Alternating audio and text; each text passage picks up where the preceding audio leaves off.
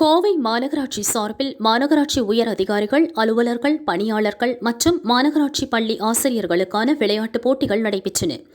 போட்டியை மாநகராட்சி கமிஷனர் சிவகுரு பிரபாகரன் மற்றும் துணை மேயர் வெற்றிச்செல்வன் துவக்கி வைத்தனர். ஆண்கள் மற்றும் பெண்களுக்கு 40 வயதுக்கு உட்பட்டோர், 40 வயதுக்கு மேற்பட்டோர் என இரு பிரிவுகளில் போட்டிகள் நடத்தப்பட்டன.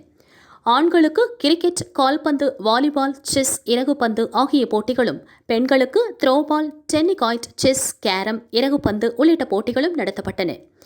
இப்போட்டியில் கிழக்கு, மேற்கு, வடக்கு, தெற்கு, மத்தியம் மற்றும் மாநகராட்சி பிரதான அலுவலகம் என 6 அணிகளைச் சேர்ந்த 450க்கும் மேற்பட்டோர் பங்கேற்றனர்.